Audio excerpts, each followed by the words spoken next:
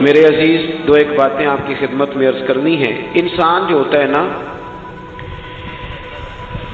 یہ کسی نہ کسی کے پیچھے چلتا ہے۔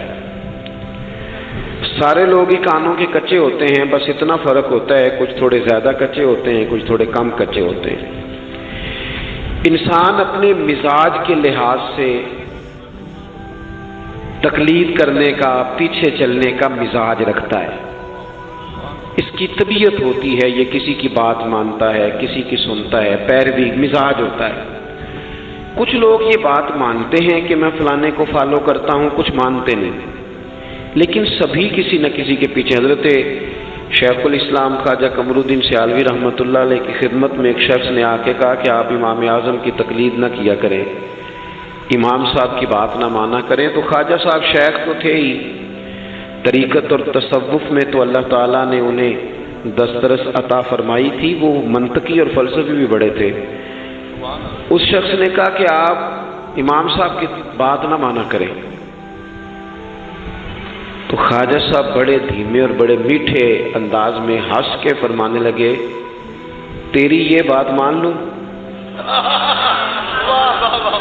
اس نے کہا امام اعظم کی بات نہ مانے، تو فرمانے لگے تیری یہ بات مان لوں؟ تو بندہ غور سے دیکھنے لگ گیا، آپ فرمانے لگے خدا کے بندے، اگر تیرے جیسے بیوقوف کی بات مانی جا سکتی ہے تو امام اعظم تو صحابہ کے شاگرد ہیں۔ ہمارا مزاج ہے، کسی کے پیچھے چلتے ہیں۔ ہمیں ہمارے رب نے ہمارے اوپر رحمت کر دی، آسانی کر دی، کہا تمہیں رستہ آسان بتا دیتے ہیں۔ لقد کان لکم فی رسول اللہ اسوۃ حسنہ، تمہارے لیے نبی پاک کی زندگی میں بہترین نمونہ ہے، بہترین۔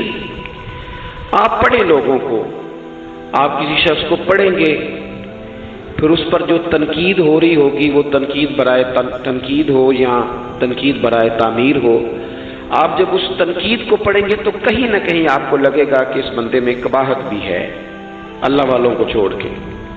لیکن رسول پاک صلی اللہ علیہ وسلم کی ذات ایسی ہے کہ آپ حضور کو جس جہت سے بھی پڑھیں گے، جس انداز میں بھی پڑھیں گے، آپ کا کلیجہ ٹھنڈا ہوگا، دل کو اطمینان ہوگا، ذہن مطمئن ہوگا، اور اللہ تعالیٰ سینے کو فراخی عطا فرمائے گا۔ ہمارا چونکہ زیادہ تر مزاج جذبات میں رہنے کا ہے، طبیعت اس طرح کی ہے، ہم کچھ چیزوں کو باریک بینی سے سوچتے نہیں، گہرائی میں نہیں اترتے۔ رسول پاک صلی اللہ علیہ وسلم کو اللہ نے بڑی شانیں عطا فرمائی، حضور کو اللہ نے بڑی عظمتیں عطا فرمائی، بڑی۔ اللہ کے رسول صلی اللہ تعالی علیہ وسلم امام الانبیاء ہیں۔ دیکھیں نا، کوئی آدمی کسی جماعت کی ایک چھوٹی سی تحصیل کا صدر ہوتا ہے تو وہ کارڈ بنوا لیتا ہے، اور اس پہ اس نے کئی جگہوں پہ لکھوایا ہوتا ہے کہ میں صدر ہوتا ہوں، یہ میں دنیا میں، تو لوگ اپنا کارڈ دے کے نا تو فوراً پہ میرا بھی مانگتے ہیں۔ تو میں کہتا ہوں میں نے تو کبھی بنوایا ہی نہیں، ضرورت ہی نہیں پڑی، کبھی بنوایا ہی نہیں، کارڈ کی کیا ضرورت ہے؟ اگر خوشبو ہو تو وہ آ جاتی ہے، اسے بتانا تھوڑی پڑتا ہے کہ میں خوشبو ہوں۔ تو ہوتا یہ ہے کہ چھوٹی سی تحصیل کا ایک شخص اور کسی جگہ اسے کوئی نمائندگی ہے تو وہ بات کرتا ہے، ہم تقریریں کر دیتے ہیں، آپ لوگ سن لیتے ہیں، ذرا غور تو کریں کیا کہہ رہا ہوں۔ کائنات میں سب سے بہترین انسان نبی اور رسول ہوتے ہیں، اور اللہ نے اپنے محبوب پاک کو نبیوں کا امام بنایا ہے۔ اس فضیلت کو سمجھیں۔ یہاں نا جو لوگ لاڈلا کہلاتا ہے نا کوئی بندہ کہ میں لاڈلا ہوں، ویسے یہاں لاڈلے بدلتے رہتے ہیں، کبھی کوئی لاڈلا ہوتا ہے، کبھی کوئی لاڈلا ہوتا ہے، ویسے یہاں لاڈلے بدلتے ہیں، لیکن جو لاڈلا ہوتا ہے نا وہ بتاتا بھی ہے کہ میں لاڈلا ہوں، اور کسی کا بھی کوئی لاڈلا ہو جائے تو وہ ناز نخرے دکھاتا ہے۔ رسول کریم اور رب کے لاڈلے محبوب ہیں۔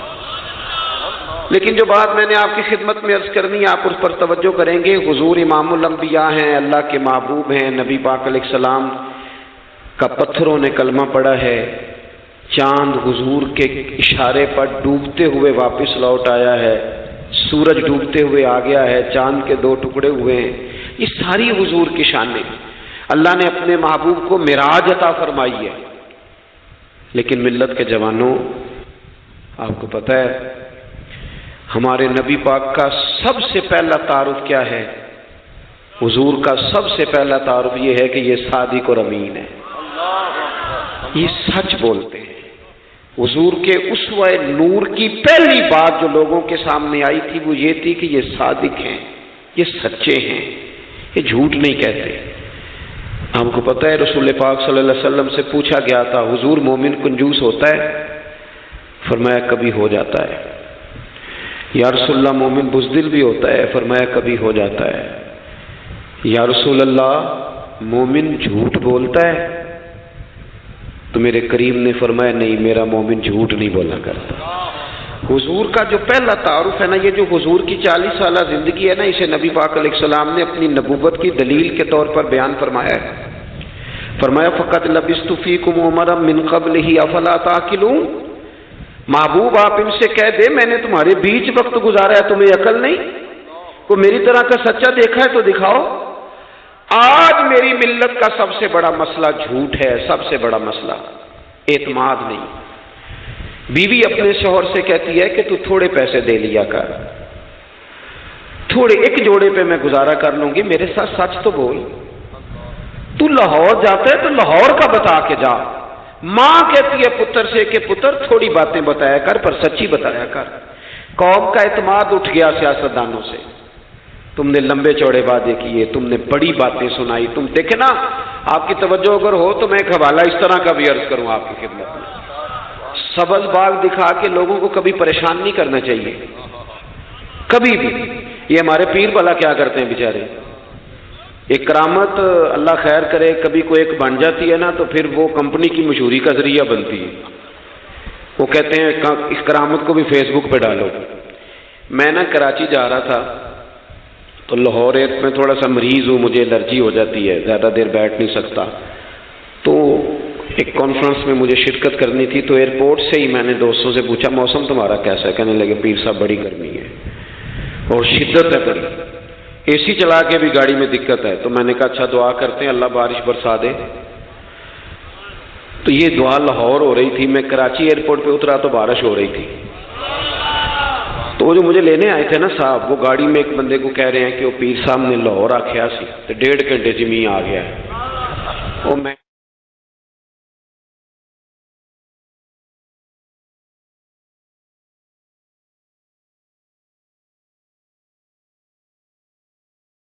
دیکھا وہ بس کر، اب آگے نہ بتا، ایسا نہ ہو کہ 2-4 لوگ آ جائیں کہ پیر صاحب جو کہتے ہیں وہ ہو جاتا ہے۔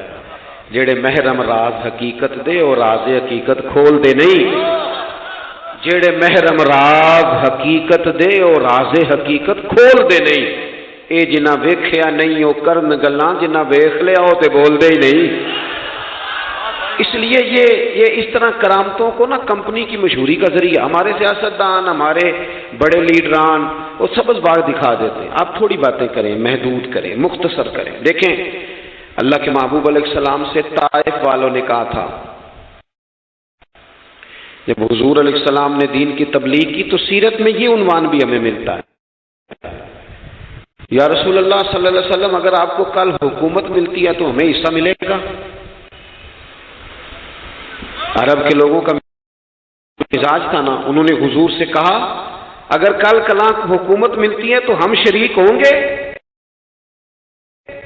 تو حضور مسکرائے، اور میرے نبی پاک کو حکومت ملنے کا پاک کتنا زیادہ تھا کہ مکے سے ہجرت کر رہے ہیں، مدینہ شریف ابھی پہنچے نہیں، رستے میں سراقہ بن مالک سے کہہ رہے ہیں کسرا کے کنگن آئیں گے، یعنی حضور بتا رہے ہیں کہ سپر پاور بھی ساری یہاں آ جائے گی۔ حضور تو خندق والے دن ایک ہتھوڑا مارتے تھے تو فرماتے تھے روم فتح ہو گیا، دوسرا مارتے تھے تو کہتے تھے ایران فتح ہو گیا۔ یہ بخاری میں چیزیں آپ کو ملیں گی۔ حضور کو کامل یقین تھا کہ اذا جاء نصر اللہ والفتح، کامل یقین تھا کہ ان فتحنا لک فتحا مبینا، یہ ہوگا سارا کچھ۔ لیکن انہوں نے جب کہا نا ہمیں حصہ ملے گا تو حضور مسکرائے، فرمایا تم کہتے ہو حکومت تمہیں ملے گی؟ فرمایا بھائی سنو، حکومت اسے ملتی ہے جسے اللہ عطا کرتا ہے۔ بات ختم کر دی۔ سچ بولے زندگی میں، سچی بات کریں۔ اللہ کے رسول صلی اللہ علیہ وسلم نے ہمیں پہلا سبق سچ کا دیا، اسے سادی تقریر نہ سمجھنا، یہ عنوان دین ہے۔ اپنی زندگی سے جھوٹ کو نکال دیں۔ آپ جو تھوڑی باتیں کر لیں پر جو کہیں اس پر کھڑا ہونا سیکھیں۔ اپنی زندگی کے اندر استقامت کا نور لائیں۔ جوانوں، کبھی بھی جھوٹ کی بنیاد پر رشتے نہ قائم کرنا۔ آتے ہیں رشتہ دیکھنے والے تو کوئی باتیں سناتے ہیں، ہمارے گھر والے ہو بیٹا تو ولی ہوتا ہے، کیا بات ہے، اور پھر بعد میں یہ حالت ہوتی ہے کہ اماں کہتی ہے میں آپ بڑا سمجھانی ہے، انہوں میری بھی نہیں سنتا۔ تو وہ رشتہ دیکھتے وقت تو آپ نے کہا تھا کہ بہت بڑا درویش ہے۔ آپ اور بچی والے بھی کچھ ایسے کام کرتے ہیں، رشتہ کرانے والے سے کہتے ہیں ہم نے کار بھی دینی ہے۔ کیوں آپ نے لالچ پیدا کیا؟ کیوں پہلے آپ نے خرابیاں کی؟ اپنی زندگی میں سچ بولیں، سچی بات کریں، کبھی بھی کوئی ایسا کام نہ کریں جس سے کہ لوگوں کی طبیعت ایسی ہو کہ لوگ سمجھیں کہ یہ لوگ تو غلط بیانی کے عادی ہیں۔ دیکھیں بخاری میں موجود ہے، سیرت کی تمام کتابوں میں الفاظ کے اختلاف کے ساتھ یہ اپنی اصل کے ساتھ یہ چیز ہر جگہ موجود ہے۔ حضرت ابو سفیان رضی اللہ تعالیٰ عنہ بعد میں مسلمان ہوئے، فرماتے میں جب شاہ روم کو حضور کا خط گیا تھا نا ہرکل کو، حضور صلی اللہ علیہ وسلم نے اس سے کہا کہ کلمہ پڑھ لو، خطوط لکھے نبی کریم نے۔ اس نے کہا یہاں ڈھونڈو کوئی عرب کا سردار اگر آیا ہو تو میں ملنا چاہتا ہوں۔ ابو سفیان کہتے ہیں میں بغرض تجارت وہاں موجود تھا، مجھے لوگ پکڑ کے بادشاہ کے پاس لے گئے، میں کلمہ نہیں پڑھتا تھا،